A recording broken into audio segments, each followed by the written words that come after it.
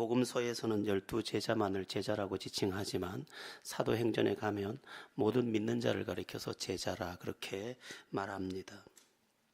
성령의 은혜를 받은 모든 주님의 백성들을 주님의 제자로 그렇게 호칭하는 것입니다. 그러면 성경이 말씀하는 제자는 과연 누구일까? 제자의 의미, 그 세 가지, 크게 세 가지 의미가 있는데 첫째는 배우는 자입니다. 그 스승으로부터 배우는 사람이 그 스승의 제자지요. 그리스도인은 누구에게 배웁니까? 우리의 스승 되신 주님께로부터 배웁니다. 다른 데서 배우지 않고 주님께 배운다는 사실을 잊지 말아야 합니다. 오늘날 많은 사람들이 신앙을 가지고 있으면서도 문제를 만나는 게 무슨 이유 때문이냐 하면 다른 데서 배운다는 것입니다. 세상으로부터 배우고 돈을 많이 번 사람한테서 배우고 또 자기 마음대로 흥청거리는 사람들에게서 배우고 세상의 지식에게서 배운다는 것입니다. 그래서 제대로 영적 삶을 살아내지 못합니다. 어떤 사람들은 세상에 떠도는 좋은 글을 통해서 배우기도 합니다. 그것도 그럴듯하기는 합니다. 그러나 그럴듯한 세상의 이야기들은 진리가 아니며 또한 생명도 없습니다. 그럴듯하면 뭐합니까? 생명이 되지 못하는데, 가령 예를 들어서 부부가 행복하게 사는 비결 10가지, 아무 소용없습니다. 또 자녀 교육 비결 10가지, 아무 소용없습니다. 어떤 사람의 성공한 이야기들 좋지요. 그러나 그 이야기 속에 생명이 없습니다. 우리가 생명의 소리는 잘 알아들을 수 있습니다. 제가 누군가를 보고 하나님이 당신을 사랑합니다 이렇게 말할 때 하고 누군가가 그 사람을 보고 하나님이 당신을 사랑합니다 할 때의 말이 다릅니다. 똑같은 문장이지만 똑같이 들리는 게 아닙니다. 어떤 말에는 생명이 없고 어떤 말에는 생명이 있습니다. 생명이 있는 사람이 전하면 생명이 있고 생명이 없는 사람이 말하면 생명이 없는 것입니다. 그러니까 하나님에 대해서 똑같이 말할지라도 거기에 생명이 있을 수 있고 없을 수 있습니다. 하물며 세상의 말이겠습니까? 다 좋은 말이죠. 고상한 말도 얼마나 많은지 모릅니다. 그러나 생명이 없습니다. 우리는 우리의 구세주요 완전한 스승이신 우리 예수님께 배워야 합니다. 그래야 예수님의 제자입니다. 특별히 예수님은 말씀하셨습니다. 나는 길이요 진리요 생명이다. 여러분, 예수님은 틀림없이 말씀하셨습니다. 내가 길이다. 내가 천국 가는 길이고 너를 회복하는 길이고 내가 모든 것에 변함없는 진리고 내가 생명이다. 내 안에 모든 게 있다. 그리고 주님 말씀하셨습니다. 천하 인간 중에 다른 이름으로서 구원 얻을 이름을 주신 적이 없다는 거예요. 그리스도 외에. 그러니까 그럴듯한 수많은 이야기가 그럴듯해서 좋지요. 그러나 그럴듯한 이야기가 우리를 살리지 못합니다. 주님의 생명의 말씀만 우리를 살립니다. 그러므로 우리는 주님께 배워야 하는 것입니다. 잠언 14장 12절에 이런 말씀이 있습니다. 어떤 길은 사람이 보기에 바르나 필경은 사망의 길이니라. 사람 보기에 좋은 길 같고 좋은 일 같은데 좋은 길도 좋은 일도 또 좋아지는 것도 아니더라는 것입니다.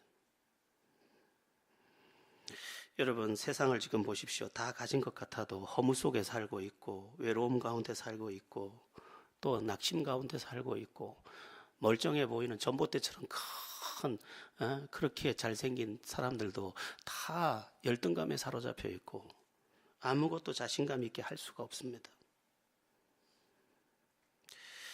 지금은 고인이 되셨습니다마는 한국의 지성, 기독교 지성을 일깨웠던 김준곤 목사님, 대학생 선교회를 이끌었던 저는 그분의 책을 참 좋아해서 그분의 책을 많이 갖고 있고 지금도 가끔 그 책을 봅니다마는 그분의 책에 늘 등장하는 이야기가 하나 있습니다. 그게 뭐냐면 현대의 무드는 자살의 무드라는 거예요.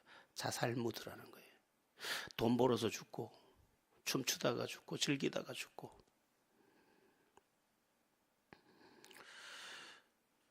여러분, 누가 성공했다고요? 저는 묻고 싶습니다.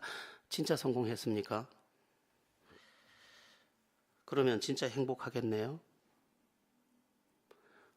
그러나 성공했다고 누구나 부러워하는 그들을 향해서 당신 행복합니까? 물었을 때 거기까지 올라가긴 했지만 행복은 정복하지 못한 것이 그들의 현재 상황입니다. 물고기가 물속에 들어가야 비로소 자유를 누리고 모든 저 5대 양을 다 누릴 수 있는 것처럼 인간은 하나님 안에서 살도록 창조되었기 때문에 하나님 안으로 들어갈 때에만 인간의 본래적 자유를 회복할 수 있게 되어 있습니다. 이것은 결정되어 있는 것입니다. 결정되어 있다는 것은 매우 엄숙하다는 것이고 엄중하다는 뜻이기도 합니다. 여러분, 나무는 땅 위에 살도록 결정되었습니다. 땅을 떠나면 안 됩니다. 물고기는 물을 떠나면 안 됩니다. 결정돼서 태어났습니다. 새는 하늘을 마당으로 살아야 합니다. 결정되었습니다. 떠나면 안 됩니다. 두더지는 땅 속에서 살도록 결정되어서 나왔습니다. 그러므로 땅 속에 들어가야 두더지는 자유한 것입니다. 음식도 다, 자기의 양식도 다 결정되었습니다. 까마귀 보고는 썩은 고기를 먹도록 결정해 버렸습니다. 생고기를 먹으면 안 됩니다. 소화를 못 시킵니다. 고래는 플랑크톤을 먹도록 결정해 놓았습니다. 다른 걸 먹으면 안 됩니다. 상어는 다른 물고기를 잡아 먹도록 결정해 놓았습니다.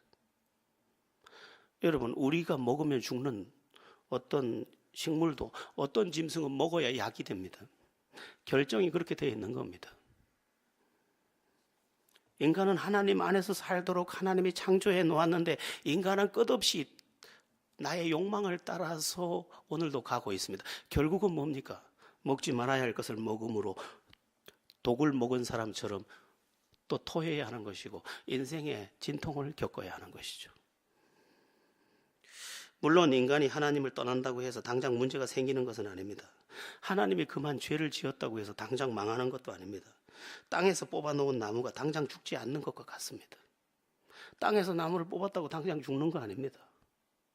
그러나 속히 돌아가지 않으면, 속히 땅으로 돌아가지 않으면 시들다가 죽을 것이고 죽어서 불쏘시개가 될 것입니다. 우리도 똑같습니다. 당장 하나님을 떠났다고 해서 내가 조금 죄를 짓는다고 해서 당장 망하는 것이 아닙니다. 그러나 시들다가 왜 외로운지도 모르고 왜 허무한지도 모르고 왜 슬픈지도 모르고 살다가 시들하다가 죽어서 지옥불에 들어가는 것이죠. 세기의 배우로 알려진 섹시 배우 마릴린 먼로, 그는 자기가 원했던 모든 것을 가졌습니다. 모든 것을 가졌는데 모든 것을 가질수록 자기의 영혼이 메말라가는 것을 알게 되었습니다. 그는 친구에게 편지를 보냅니다. 내가 외로워서 살 수가 없다. 두려워서 살 수가 없다. 허무해서 살 수가 없다. 지금이라도 당장 죽고 싶다. 설마 이게 편지일 줄 알았지 사실일 줄이야 누가 알았겠습니까? 그러나 실제로 자살하고 맙니다. 또 유명한 배우 오드리 헵번은 반대였습니다. 그는 유명한 배우가 되었지만 주님을 만났습니다. 주님을 만나고 나니까 자기 인생을 어떻게 살아야 할지 다르게 발견하게 되었습니다. 그는 그 유명한 로마의 휴일 이후에 그는 영적 삶을 추구합니다. 저는 오드리 헵번의 사진을 다 스크랩을 해놨습니다. 그의 나이를 따라서. 그런데 제가 볼 때 가장 아름다웠던 시기는 그가 늙었을 때입니다. 그 자글자글한 피부 속에서 그 눈에서 흐르는 긍휼의 눈빛이, 주님의 눈빛이 저렇지 않았을까 싶을 만큼 아름다움이 아주 크게 달해 있습니다.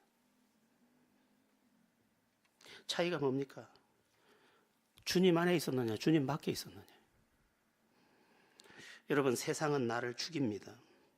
세상은 무조건 나를 죽입니다. 어떻게 죽이는지 보실까요? 성공을 시켜서 죽여버리고, 인기를 얻게 해서 죽여버리고, 망하게 해서 죽여버리고, 세상은 죽입니다. 여러분, 지금 돈 문제만 해결되면 살 것 같죠? 아닙니다. 그거 다 받고 나면 나중에 허무해서 죽습니다. 그래서 미국에 저런 엄청난 부자들이 기부를 하는 이유가 그래야 그 사람들이 삽니다. 사실은 우리는 기부를 안 하다 죽습니다. 환원을 해야 하는데 환원을 못 배웠거든요. 그 미국 사람들은 기독교 문화 안에서 환원을 배웠어요. 그런데 주님은 나를 살립니다. 어떻게 살리는지 아세요? 되게 해서 살리고, 일으켜서 살리고, 고통 중에 살리고 다 살려버립니다. 그래서 고난 중에도 살아나요. 이상해요. 예수를 믿으면 고난 중에 내 영적으로 얼마나 살아나는지 몰라요. 제가 조금 힘들 때 얼마나 내 영혼이 살아나는지를 나는 봤습니다. 내가 정말 힘들고 가슴이 답답할 때 주님은 도리어 나를 많이 살려내셨습니다. 그때 만난 주님은 나의 뜨거운 불로 내 가슴 안에 아직도 타오르고 있습니다. 여러분, 제자는 누구냐? 스승에게 배우는 자입니다. 그 스승이, 우리의 스승이 누구냐? 예수입니다. 그러므로 예수께 배우십시오. 세상의 많은 이야기 자꾸 배우려고 하지 말고 주님께 배우십시오. 주님은 우리를 살리는 분입니다. 도둑이 오는 것은 도둑질하고 죽이고 멸망시키려는 뿐이요, 내가 온 것은 양으로 생명을 얻게 하고 더 풍성히 얻게 하려는 것이라. 주님은 우리를 살려내고 맙니다. 그러나 세상은 우리를 성공시켜서 죽여버리고, 그래서 연예인들이 올라갔다가 다 죽는 거예요. 너무 성공하면 안 돼요. 예수 없이 성공하면 끝장나는 거예요, 그거. 그러니까 우리의 그 의식 속에 주님 아니면 그건 살아도 승리도 승리가 아니라고 여겨야 합니다. 자, 특별히 우리가 제대로 배워서 알아야 할 것이 있는데 그게 뭐냐 하면 복음입니다. 복음이 뭐냐? 예수 믿으면 제사함 받고 구원받는다. 이게 복음입니다. 나 아무런 의로운 행위를 하지 않았는데 예수 믿으면 죄사함 받고 구원받는다. 이게 복음이에요. 왜? 복된 소식이라 그래서 복자 소리음자 복음입니다. 자, 31절 말씀과 같은데 우리 31절 한번 읽어보겠습니다. 시작. 인자가 많은 고난을 받고 장로들과 대제사장들과 서기관들에게 버림받아 죽임을 당하고 사흘 만에 살아나야 할 것을 비로소 그들에게 가르치시되, 버림받아 죽임을 당하고 사흘 만에 다시 살아나야 할 것. 복음이 뭐냐? 예수님께서 내 죄를 대신해서 십자가에 못 박혀 죽은 것을 믿는 것입니다. 그것을 믿었더니 내가 죄사함 받고 구원받은 하나님의 사람이 됐다는 것입니다. 자, 이렇게 묻는 사람이 있습니다. 아니, 예수 믿는다고 어떻게 죄가 용서함을 받습니까? 이것은 하나님이 설계한 하나님의 장치 시설 때문에 그렇습니다. 어떤 공장에 많은 기계를 설치해 놓고 스위치를 올리면 스위치를 올림과 동시에 모든 기계가 돌아가는 것처럼 내가 예수를 믿으면 내 죄가 예수님께로 옮겨지고 예수님은 내 대신 심판을 받도록 다 장치를 해놨기 때문에, 그래서 내 죄가 원래 이 전가교리라고 하는데 우리가 태어나자마자 죄인이 되지 않았습니까? 인류의 첫사람 아담이 지은 죄가 우리에게 전가돼서 태어나 응애하는 순간 죄인입니다. 여러분, 얼마 전에 유명한 미국 배우 하나가 가슴을 절제했죠. 왜요? 가족력을 보니까 자기가 몇 년 몇 월쯤에 유방암을 앓게 될 것을 알게 된 것입니다. 그래서 잘라버렸어요, 가슴을. 그때 수술하지 않고 지금 잘랐다니까. 왜? 확률을 테스트해 보니까 99%가 나오는 거예요. 잘라버렸습니다. 그것처럼 그는 부모의 얼굴도 못 본 사람도 태반이지만, 그 수없이 많지만 그의 모든 것이 내게 상속되듯이 유전자가 상속된 것처럼 인류의 첫사람의 그 죄가 우리에게 상속돼서 우리 안에 죄인된 속성이 내 안에 가득한 채로 태어나게 됐다 이 말이에요. 그래서 그게 아담의 죄가 우리에게 전가된 것입니다. 그런데 예수를 믿으면 우리의 죄가 예수께로 전가가 되는 것입니다. 이게 전가교리입니다. 그 다음에 동시에 예수님의 의로움은 우리에게 전가됩니다. 어떻게 그런 일이 가능하냐? 아까 말했죠. 모든 시설을 해놓고 스위치만 올리면 모든 기계가 돌아가게 되는 것처럼 우리가 예수님을 믿습니다 하고 스위치를 누르듯이 믿음을 클릭하면 내 모든 죄가 예수께로 옮겨지고 예수는 내 대신 내 죄값을 다 지불해 준다는 것입니다.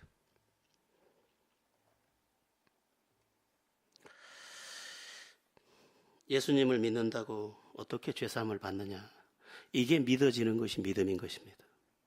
요즘에 우리 장로님한테 말씀을 들어보니까 요즘에 가축을 기르는 이 사육장 또는 식물을 기르는 이런 어떤 하우스 시설, 이제는 사람이 갈 필요도 없답니다. 다 컴퓨터가 모니터를 해가지고 잎이 조금 마르면 컴퓨터가 인식을 해서 습도 조절, 햇빛 조절, 바람 조절, 이 컴퓨터가 다 세팅이 돼 있어서 주인이 여기서 스위치 하나만 딱 누르면 그냥 최적화되는 것입니다.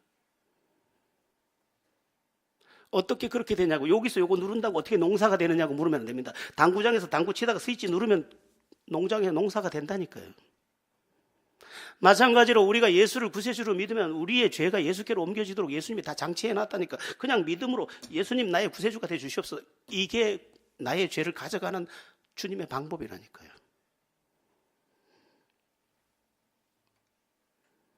그러니까 우리가 이 사실을 믿어서 이 사실 안에서 죄사함을 확인하고 그것이 성령으로 말미암아 확증되어질 때, 내 삶에서 체득되어질 때 나는 비로소 찬송을 하는 것입니다.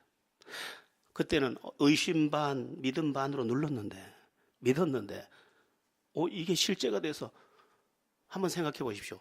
하우스 재배 이거 누른다고 될까 생각했는데 막상 누르고 나중에 가보니까 세상에 내가 지은 농사보다 더 무성하게 열매를 맺어서 오는 것입니다. 그것도 흙 하나 묻히지 않고, 요새는 흙에다가 재배도 안 한답니다. 흙에다가도 재배 안 해요. 다 영양분 계산 딱 해서 물이 흘러가면서 수경 재배를 하는 거죠. 포도도 땅에서 토마토도 땅에다가 농사 안 짓습니다. 이제 수경 재배 다 합니다. 꽃도 다 그렇게 재배합니다. 그러니까 우리도 그렇게 만들 수 있겠거든. 하물며 하나님께서 우리의 죄, 예수 믿는데 스위치 한번 눌렀는데 믿습니다, 나의 구세주 되주시옵소서 했더니 마치 예수님의 옆에서 강도가 예수님과 함께 십자가를 짊어졌는데 주여 주께서 나를 기억해 달라고 그랬더니 네가 오늘 밤 나와 함께 낙원에 있으리라. 네가 나를 믿는구나. 네 죄사함 받았고 네 나와 함께 파라다이스, 낙원, 구원에 이르게 되겠구나. 그러면 우리는 왜 봉사해야 되고 왜 의롭게 살아야 됩니까? 구원받은 하나님의 백성이 되었기 때문에 하는 것입니다. 봉사해서 구원받는 게 아니라 구원받았기 때문에 그 은혜에 감사해서 하는 것이. 우리가 뭘 해서 의롭게 된 게 아니에요. 예수를 믿었더니 예수님을 통해서 우리를 구원하려는 하나님의 장치가 가동된 것입니다. 여러분 모두 예수님께 배우고 복음에 대해서 바로 배워서 나의 구원에 대해서 확증하시고 그 구원 안에서 은총을 경험하는 은혜가 있기를 예수님의 이름으로 빕니다. 어느 날 무디 목사님에게 어떤 판사분이 찾아오셨습니다. 그가 와서 이렇게 얘기했습니다. 선생님, 저는 구원의 확신이 없습니다. 예수님을 믿기는 믿는데 구원의 확신이 없습니다. 무디 선생이 물었습니다. 예수님이 당신을 위해서 당신 대신 십자가에 못 박혀 죽은 것을 믿습니까? 그러니까 예, 믿습니다. 그럼 구원받은 겁니다. 그런데 구원의 확신이 없습니다. 이 얘기를 똑같은 레파토리를 10번 정도 반복하니까 무디 선생님이 자리에서 벌떡 일어나더니 이렇게 이야기했습니다. 당신이 뭔데 하나님의 말씀을 무시합니까? 하나님께서 틀림없이 십자가에 못 박히신 예수 그리스도를 구세주로 믿으면 죄사함 받았고 구원받았다고 했는데 당신이 뭔데 하나님의 말씀을 무시합니까? 여러분, 우리의 의심은 끝도 없습니다. 그러나 믿는 자는 하나님이 살아계신 증거를 이후에 만날 것이니까 오늘은 믿음으로 받으시고 이후에 그 은총 안에서 기뻐하시기를 축원합니다. 자, 또 주님께 제대로 배우지 못하면 잘하는 것 같은 주의 일도 마귀의 일이 될 수 있음을 잘 깨달아야 합니다. 잘하는 일, 잘하지 못하는 일일 경우가 많습니다. 우리 함께 31절 우리 함께 보도록 하겠습니다. 31절에서 32절입니다. 시작. 인자가 많은 고난을 받고 장로들과 대제사장들과 서기관들에게 버림받아 죽임을 당하고 사흘 만에 살아나야 할 것을 비로소 그들에게 가르치시되 드러내놓고 이 말씀을 하시니 베드로가 예수를 붙들고 항변하매. 우리 예수님께서 이렇게 말씀하신 것입니다. 내가 십자가에 못 박혀 죽을 것이다, 너희를 대신해서. 그러자 베드로가 안 됩니다 하고 앞을 막았다 이 말이에요. 그러자 예수님이 뭐라고 대답하시느냐. 33절을 보겠습니다. 시작. 예수께서 돌이키사 제자들을 보시며 베드로를 꾸짖어 이르시되 사탄아 내 뒤로 물러가라.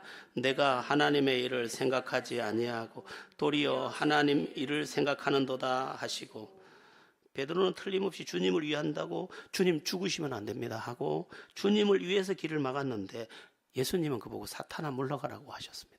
네가 하나님의 일을 생각하지 아니하고 사람의 일을 생각하는도다, 이렇게 말씀하신 것입니다. 여러분, 잘못 배우면 이렇게 됩니다. 내 생각에 선하다고 선한 게 아닙니다. 주님이 원하시는 그 일이 선한 것입니다. 그러므로 잘 분별해야 합니다. 제가 성경 공부 시간에 그런 이야기를 해줬습니다. 전라남도 광주에서 있었던 일입니다. 어떤 교회가 개척교회인데 아무리 해도 부흥이 안 됩니다. 10명을 늘 못 넘고. 그런데 어떤 아주 곱게 생긴 어떤 분이 이 교회에 오신 겁니다. 얼마나 반가웠겠습니까? 그랬더니 이분이 와서 기도를 막 끝도 없이 하는 거예요. 1시간도 하고 2시간도 하고 3시간도 하고. 그래서 저분이 어떤 분인지, 또 다음 주에도 오셔서 3시간도 하고 4시간도 하고 기도를 하시는 거예요. 그러더니 그분이 이러는 거예요. 목사님, 제가 이 교회에 와야겠습니다. 제가 할 일이 있네요. 이렇게 이제 말을 하더라는 거죠. 그래서 감사하죠. 우리가 감사하죠. 그랬더니 사모님, 저랑 한 기도 좀 하십시다. 그래서 기도를 했는데, 사모님은 무릎이 아파 죽겠는데도 안 끝나고 계속하고 눈 쳐다보니 끝날 기미도 안 보이고 또 기도하고. 그런데 이분이 이렇게 얘기하는 거예요. 사모님, 이 교회가 한 가지를 안 하고 있네요. 구제를 안 하시네요. 구제를 하셔야 됩니다. 예, 우리가 집세도 못 내고 참 어려운데 어떻게 구제를 할 수 있겠습니까? 그랬더니 그래도 해야 합니다. 그래서 구제를 시작했습니다. 나중에 구제를 해도 사람이 오는 건 아니고, 그런데 나중에 돈이 진짜 아무리 다 빌려도 돈이 없습니다. 그랬더니 이 교회 지금 전세 들어온 걸 월세로 바꾸시고 구제하세요. 그것도 다 했어요. 그러는 중에 집 주인이 찾아왔습니다. 탈세가 6달인가 밀렸는데 나가라고. 그래서 교회 문을 닫아야 했습니다. 여러분, 구제가 나쁜 겁니까? 선한 겁니다. 그런데 마귀는 선한 것을 가지고도 속일 수 있다는 것을 잊으면 안 됩니다. 그래서 이 마지막 시대에 매우 중요한 은사 하나가 뭐냐? 영을 분별하는 은사인 거죠. 말세의 은사 중에 은사는 영을 분별하는 거죠. 선한 것 속에도 마귀는 양의 탈을 쓴 이리가 될 수 있기 때문에 얼마든지 선한 척. 그러므로 우리가 얼마나 기도하고 영을 분별해야 하는지 모릅니다. 그래가지고 이분이 편지를 써서 상담을 보낸 거예요. 방송국에. 이렇게 해서 교회가 망하게 되는데 이걸 어떻게 이해해야 합니까? 편지가 온 거예요. 답장이 뭐라고 갔겠습니까? 죄송하지만 영을 분별하지 못하셨군요. 시대가 그렇게 선한 것을 가지고도 마귀는 속일 수 있어요. 다 그럴듯한 거 가지고 세상이 속이는 거예요. 어떤 성도는 집에 가가지고 법륜 스님의 증문즉서를 듣는다는 거예요. 그거 잘생겼잖아요. 머리 빡빡 깎았지만. 에? 말도 얼마나 잘해요. 그게 더 그럴듯하다는 거예요. 목사님 설교보다. 지금 이 자리에서 이야기합니다. 증문즉설 즉시 듣지 마시기 바랍니다.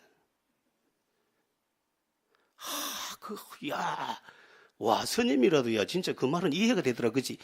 그게 속는 겁니다. 따라해 봅시다. 중은 중이요. 무당은 무당이요.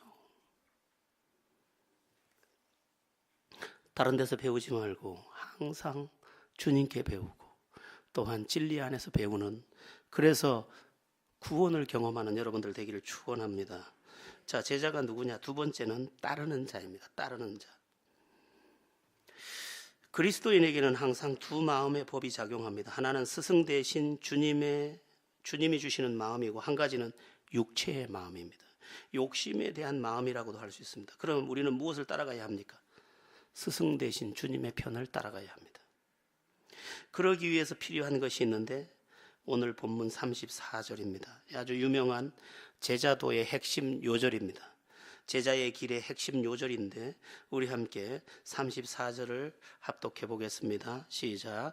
무리와 제자들을 불러 이르시되 누구든지 나를 따라오려거든 자기를 부인하고 자기 십자가를 지고 나를 따를 것이니라. 아멘. 두 가지를 말씀하고 있는데, 이게 매우 중요합니다. 이걸 못하면 진정한 크리스찬이 되지 못합니다. 이걸 못하면 영적 승리를 하지 못합니다. 어떤 것? 첫 번째는 자기를 부인해야 합니다. 이 자기를 부인한다는 말은 내 생각, 내 계산, 내 경험을 앞세우면 주님을 못 따라간다 이 말입니다. 내가 생각하기에 이것이 옳고 내가 생각하기에 이것이 맞다고 하는 그쪽을 따라가면 주님을 못 따라간다 이 말이에요.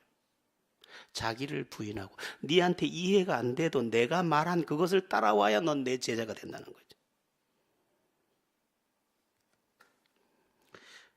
은혜와 기적도 마찬가지입니다. 주님의 말씀을 따라가야 기적도 만납니다. 요한복음 9장에 보면 한 소경을 보고 주님이 말씀하십니다. 실로암 연못에 가서 내 눈을 씻으라. 자, 우리 보고 그랬으면 우리 어떻게 하겠습니까? 아니, 내가 고쳐달라고 그랬지 씻어달라고 했습니까? 아니, 나는 실로암 연못가에서 사는 사람인데 매일 거기서 세수하는데 거기가 또 씻으라 그러면 어떡합니까? 그러나 지난번에 말씀드렸듯이 그분의 말씀은 창조주의 말씀이에요. 그래서 이 실로암 연못에서 사는 이 안 못 보는 맹인이 그 말씀대로 가서 씻었더니 보게 되었더라. 내 생각이 들어가서 주의 말씀을 거절했다면 기적은 없었습니다. 내 경험이 앞서서 주님을 판단했다면 그에게 기적이 없었습니다.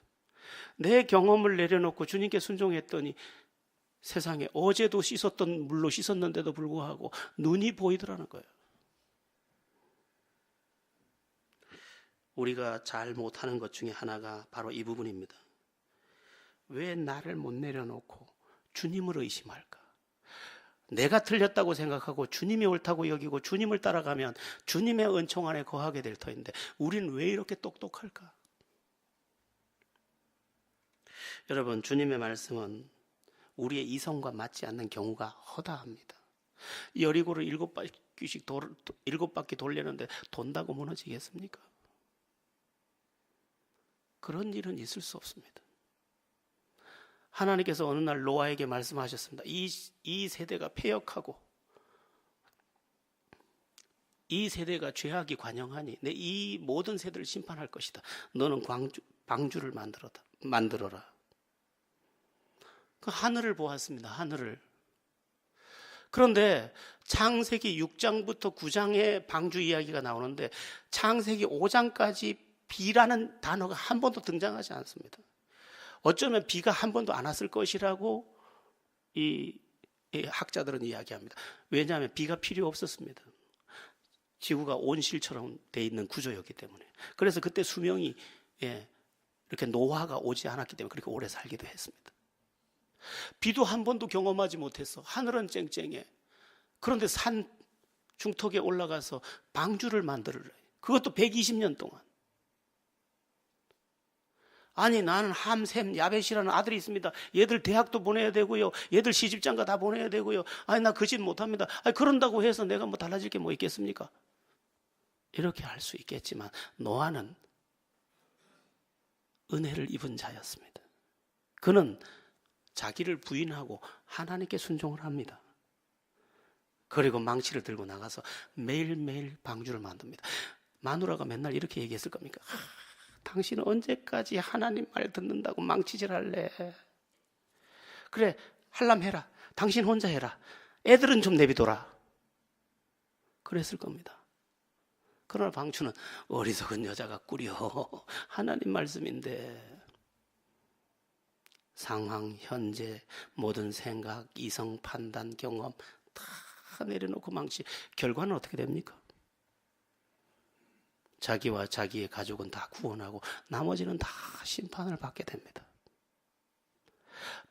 노아도 자기 생각을 앞세웠으면 그냥 물속에 심판받는 것입니다. 자기 생각을 내려놓고 하나님 말씀에 순종했더니 자기뿐 아니라 자기 가족을 다 구원하더라는 것이죠. 참 이 창세기에 그런 인물이 많이 등장하는데 에녹 같은 경우도 보면 에녹이 300년간 하나님과 동행하더니 저가 하나님을 기쁘시게 하는 자라 하는 증거를 얻었고 히브리서 11장에 보면 저가 죽음을 보지 않고 옮겼다고 되어 있습니다. 동행, 이 말은 매우 중요합니다. 동행이라는 말은 동행이 성립되려면 한쪽에서 자기를 부인해야 합니다. 짜장면 먹고 싶어, 짬뽕 먹고 싶어. 같은 걸 먹으려면 하나가 포기해야 된다, 누군가가. 나 짬뽕 그랬는데 저쪽에서 나 짜장 그러면 동행이 안 되는 거죠. 물론 짬뽕 먹고 짜장 먹는다고 동행이 안 되는 건 아니지만 우리가 이쪽으로 갈까 저쪽으로 갈까가 내 생각이 나뉘어지는 순간 동행이 불가한 것이. 그러면 에녹이 300년간 하나님과 동행할 수 있었던 이유는 뭡니까? 자기를 끝없이 부인했다는 거예요. 이리 가는 게 맞는 것 같은데도 에녹아 그러면 네 하나님이 옳습니다. 자기 내려놨다 이 말이에요. 그렇게 갔더니 하나님이 세상에 죽음을 패스해버렸어. 붕 던져서 죽음이라는 그 인간이 다 건너야 하는 그 계곡을 던져가지고 저쪽에서 받아버렸어요. 넌 죽음 없어. 죽음도 면제하는 일이 어디에 있었습니까? 자기를 부인하는 신앙에 있었다니까. 우린 너무 똑똑해. 계산이 너무 밝아.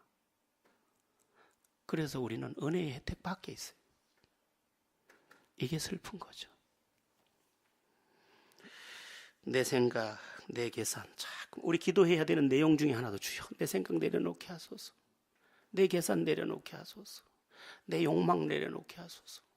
주님께 순종하게 하소서. 그게 이기는 길임을 믿고 가는 것이죠. 여러분 모두 자기를 부인하고 이 자기를 부인하는 데서 승리하시기를 축원합니다. 자, 자기 십자가를 지고 따르라는 말은 뭐냐? 네 형편 그 상태를 그냥 짊어지고 믿으라는 거예요. 이렇게 말하지 말라는 거예요. 아이 다 키워놓고요 제가 진짜 예수 잘 믿을게요 이래 하지 말라는 거예요.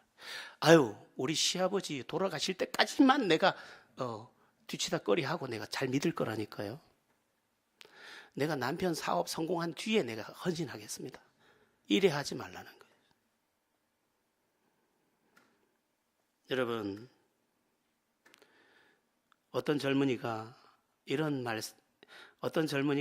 젊은이를 보고 예수님께서 이렇게 말씀하셨습니다. 나를 따라오너라.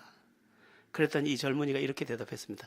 주여 내 부친을 장사하고 따르기를 허락하소서. 이 아버지가 돌아가셨다는 말이 아니라 돌아가실 때까지 자식의 본분 다 한 뒤에 따라갈 테니까 나중에 따라갈 테니까 내 본분 다 한 뒤에 예수님 생각해 보세요. 자식 도리는 다 해야 될 거 아닙니까? 그거 다 해놓고 따라갈 테니까 그리 하세요. 그랬더니 예수님이 쟁기를 잡고 뒤를 돌아보는 자는 내게 합당하지 아니하니라. 자, 근데 베드로는 반대였습니다. 나를 따라오너라 그랬더니까 그때 뭐 하고 있었어요? 배와 그물을 고치고 있었습니다. 그런데 뭐라고 돼 있습니까? 성경은 배와 부친을 버려두고 예수를 쫓으니라. 결과는 어떻게 됐습니까? 베드로, 갈릴리의 저 평범한 어부가 역사 속에 가장 눈부신 한 인생이 되었습니다. 그러면 그 부모에게도 효도를 못했을까? 아니요. 성경을 보니까 그는 자기 부모도 잘 섬겼을 뿐만 아니라 나중에 자기 장모가 열병에 걸려서 요즘으로 말하면 장디푸스 같은 죽을 병에 걸렸을 때 예수로 하여금 고치게 해서 장모까지 다 섬겼습니다. 저는요 제가 신학을 하고 떠나올 때 나는 고향으로 돌아가면 안 되는 줄 알았어요. 너무 단순해가지고. 또 고향 집으로 가도 안 되는 줄 알았어요. 그래서 5년 동안 또 돌아가지도 않았어요. 그리고 내 동생한테 우리 아버지의 부모님을 맡겼어요. 내 동생이 이름이 용년입니다. 우리는 뭐 다 세요. 왕, 용 막 이래요. 근데 용년아, 네가 이제 큰 아들이다. 네가 부모님 잘 모시고 형은 가서 하나님 일 할 테니까 부탁한다. 우리 용년이가 착합니다. 알았어 형 그러더라고요. 퀴즈 나갑니다. 오늘 어떤 청년이 저한테 아침에 망고 캔을 하나 선물로 주더라고요. 선물. 그거 드릴게요. 마치면. 여러분, 지금은 우리 식구 중에 누가 제일 효자일까요? 에? 그래. 강영희 권사님 맞아요. 정신적으로도, 자기 마음으로도, 뭘로도. 제가 자랑이죠. 경로당 가니까 하루는 이렇게 나를 팔아먹고 있더라고요. 아이고, 그 큰아가 목살을 한다네. 이러면서 날 팔아먹고 있더라고요. 그때는 내 본분을 버리는 듯 싶었지만 하나님은 본분까지 다 감당하게 하시고 영적으로도 승리하게 하시고 사무엘을 한나가 엘리 제사장에게 줬지만 나중에 이 사무엘이 자기 어머니의 도성에서 나라까지 다스리고 엄마를 섬깁니다.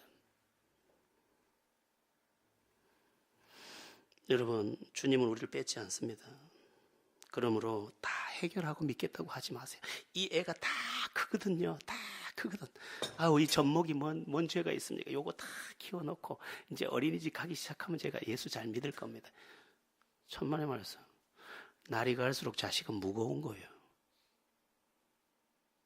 예?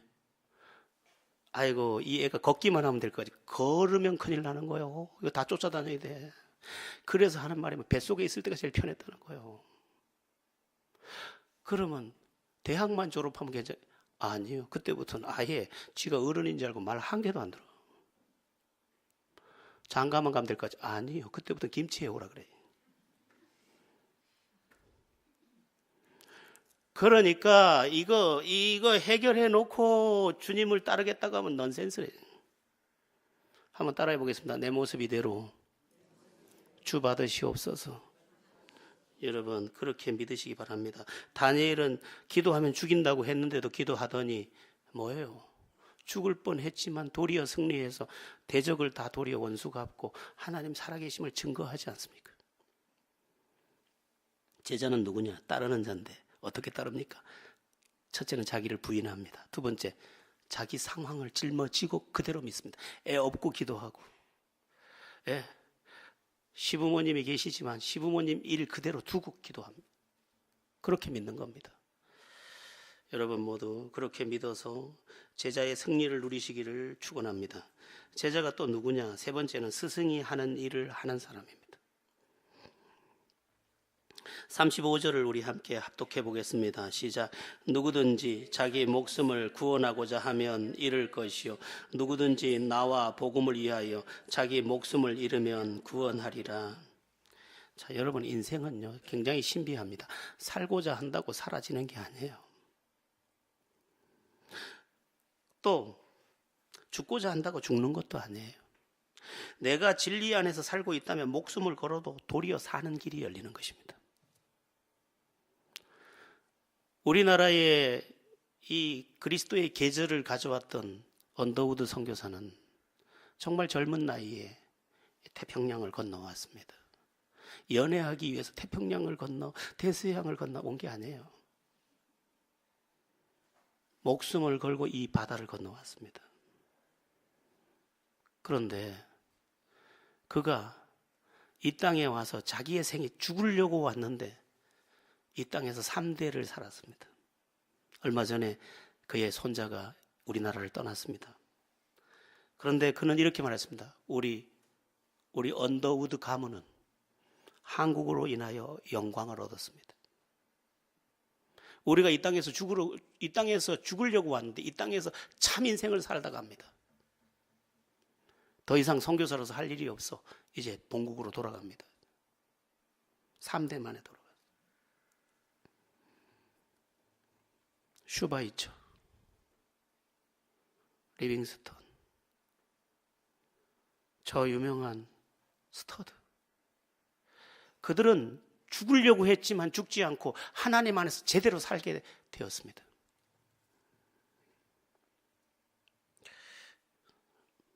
그냥 주님이 하셨던, 주님이 복음을 위해서 당신을 믿기만 하면 구원받을 수 있는 그 길을 위해 목숨을 버렸던 것처럼 주님이 갔던 그 길, 복음의 그 길을 우리는 죄인을 위해 대신 죽을 수 없고 죄인을 위해 대신 죽은 그 예수를 전하기 위해 목숨을 걸었는데 그것이 도리어 나를 살리더라는 것입니다. 여러분에게 묻고 싶은 게 있습니다. 한번 잘 대답해 보세요. 마음속으로. 여러분, 무엇을 하면 여러분은 만족하겠습니까? 밤새도록 사랑하는 사람과 파티를 하면 만족하시겠습니까? 먹고 싶은 것을 12가지를 다 깔아놓고 터지도록 먹으면 만족하겠습니까? 또 성공하고 또 성공하면 만족하겠습니까? 몇 천억 아니 몇 조의 돈을 발밑에 깔고 섰으면 만족하겠습니까? 제가 장례식에 가면 더러 하는 말이 있습니다. 어떤 아들이 이렇게 물었다 그러죠. 뭘 하든지 성공하는 아들이 현명한 아버지한테 물었다죠. 아버지, 내가 이렇게 계속 성공하면 어떻게 됩니까? 현명한 아버지가 대답했지요. 죽게 될 것이다. 그럼요. 우리는 자식들에게 복음을 말해줘야 하고 예수를 말해줘야 하는 이유가 뭡니까? 죽어도 다시 사는 영원한 승리를 내 사랑하는 자식들에게 또 내 가족에게 줘야 하기 때문인 것이죠. 신비한 것은 주님이 하셨던 생명을 구원하는 그 일은 내가 살리는 동안 나도 살더라는 거예요. 너를 살리는 동안 나도 살아나더라는 거예요. 주님도 죽었지만 부활하셔서 신령한 몸을 입고 하늘로 올라가지 않았습니까? 결론은 이겁니다.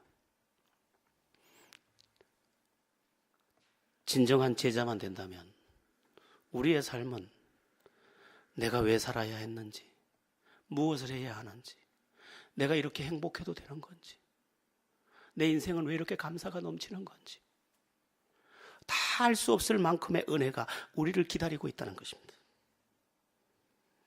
그래서 주님은 말씀하셨습니다. 너희는 먼저 그의 나라와 그의 의를 구하라. 그러면 이 모든 것을 너희에게 더하시리라. 영적 삶을 앞세우거라.